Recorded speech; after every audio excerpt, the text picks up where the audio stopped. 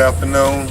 I'm Attorney Benjamin Crump, and along with Adna Marshall from my office, we have the honor of representing the family of Michelle OConnell.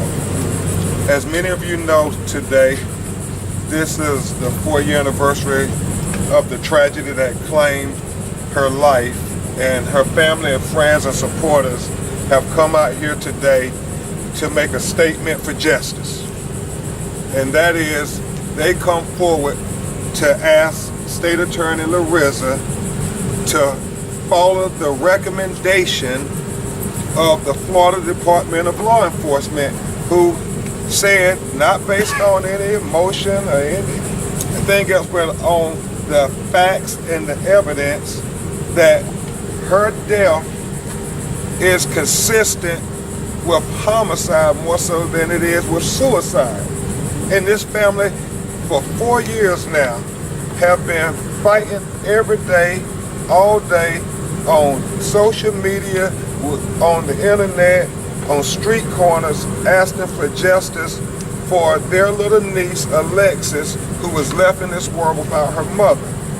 So we are here very clearly to put forth again the reasons why the state attorney should do his job and follow the recommendation of the Florida Department of Law Enforcement to have a coroner's inquest, to give them due process. And if he doesn't do his job, we're asking for the governor of the state of Florida, Governor Rick Scott, to appoint a prosecutor to do this coroner's inquest that the state police, his police, has asked for. They've looked at everything and said, we agree with the family. There's something awfully troubling about how Michelle OConnell died. And we need to get to the bottom of it. We need to get to the truth. And I'm sure you all have saw the media documentaries from Frontline and the New York Times that have vetted this process and said this cries out for independent review. This cries out for a coroner's inquest. And so today, on this 4th anniversary, we also come forward with a new witness. Another witness has come forward.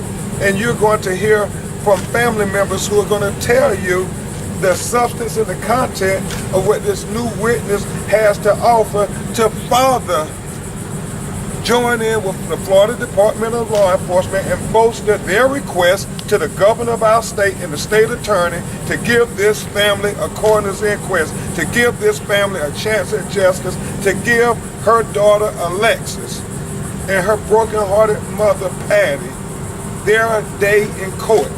That's all they're asking for, is due process. They don't want to trample on the rights of the person who they believe killed their child, but again, they want their deceased sister to have her voice heard. And so with that, I want to introduce to you her siblings, Jennifer, Christina, and Sean. And Jennifer is going to speak for the family. Also, her best friend, Sierra, is going to speak after Jennifer. And then we're going to have Barbara Devane, who's a women's rights advocate, who is going to address you in conclusion. And then we will take a few questions. And then all these wonderful people came out for due process of the law. We have not come out attacking or accusing anybody. They've come out for justice and the American right that you have due process in this country. This whole crowd, we're going to walk with Jennifer and her siblings to deliver this letter to the state attorney. And we ask that you all watch when she delivers this letter. We hope we get a response from them. Without further ado, y'all please give the chair your undivided attention to Miss Jennifer Christ and her sister and brother. My name is Jennifer, and I'm part of the O'Connell family. My mother's Patty O'Connell, and my niece is Alexis OConnell. Michelle OConnell was my sister. I have to use was because now it's past tense. 4 years ago, Michelle lost her life. Was taken. We're asking State Attorney Larissa to please order a coroner's inquest and follow through with the recommendation of FDLE that says the manner of death was consistent with homicide, not more so than suicide. So far, an unresponsive Governor Scott has not gotten involved, has chosen not to get involved. We ask that he gets involved and to be transparent. We would think that the St. Johns County Sheriff's Office would like some transparency also and show that by ordering a coroner's inquest if they have nothing to hide. There is a witness, a sworn affidavit. My name is Danny Harmon. My date of birth is 3/5/75. I'm over the age of 18 of a sound mind. I'm the former owner of St. Augustine, Florida Ring of Fire Bar, which is located on Anastasia Boulevard. I became acquainted with Jeremy Banks, a sheriff's deputy with the St. Johns County Sheriff's Department, as a frequent patron of my bar. On many occasions, I would have to ask Mr. Banks to leave my bar due to his excessive drinking and rowdy behavior. On the evening following the death of Michelle O'Connell, Mr. Banks patronized my bar with friend John Mallow. Mr. Mallow informed me privately of Michelle O'Connell's passing and asked me to be lenient with Mr. Banks' behavior in light of the situation. Because this is live, there's a word that she would just use a pseudonym for. Yes, sir. As I served Mr. Banks drinks, I heard him say that B got what she deserved. Mr. Banks went on to state, all she did was make me feel bad, and I'm not going to let her ruin my life. By his statements, I grew immediately suspicious that Mr. Banks had something to do with O'Connell's death. As I waited to hear the outcome of the investigation, I would later learn that Mrs. O'Connell's death would be ruled a suicide. As the O'Connell family questioned the death, I knew I must come forward with my information because I believed that Jeremy Banks had something to do with Miss O'Connell's death. Right now, there's a version of the story you haven't heard. By an agent of the year, FDLE Agent Rogers. He's not been able to tell his side.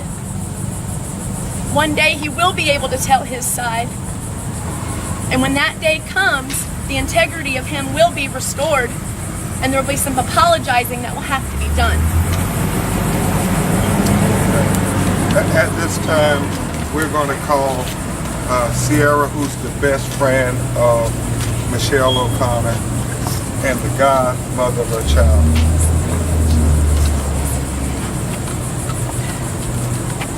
I'm here on behalf of my best friend Michelle O'Connell and her daughter Alexis, which is my goddaughter. I'm here because neither of them can be here in support of Michelle. We're here to ask for due process. We feel like the investigation was sabotaged from the beginning. Evidence was thrown aside, tossed in the trash, not collected, not sent off for forensic evaluation. Michelle was a good person, and her life was every bit as important as anybody else's, and it deserved a fair investigation. Michelle counted.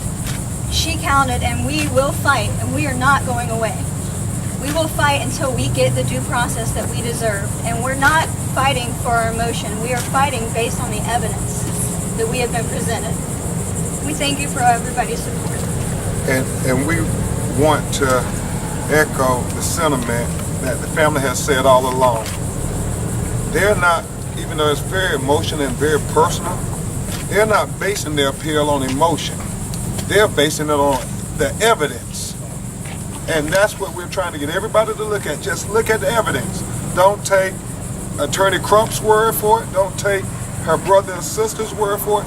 Look at the evidence and think, if this was your family member, would you continue to say, give me that coroner's inquest, so when her little girl grows up and say, what happened to mama, they will be able to tell them that we did everything we could to get the truth out about what happened to your mother. And that's why we're here. And this issue has become bigger than just Michelle O'Connell. This has become a woman's issue. And we have a legendary women's activist, Miss Barbara Devane, who will address you, then we'll take a few of your questions. Ms. Devane? Thank you. I am Barbara Devane. I'm from Tallahassee. I guess legendary means I'm old.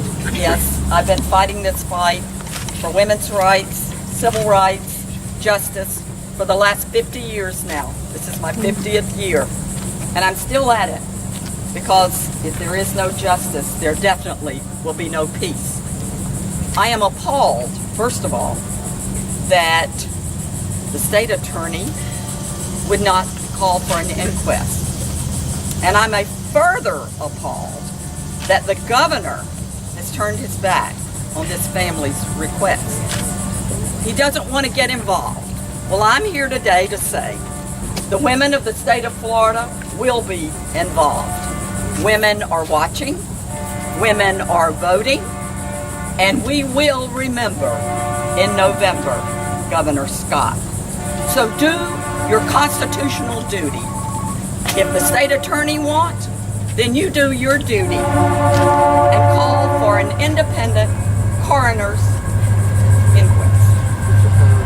Now we're going to go in to try to talk to the state attorney and deliver him the letter from the family, and Jennifer will deliver that letter.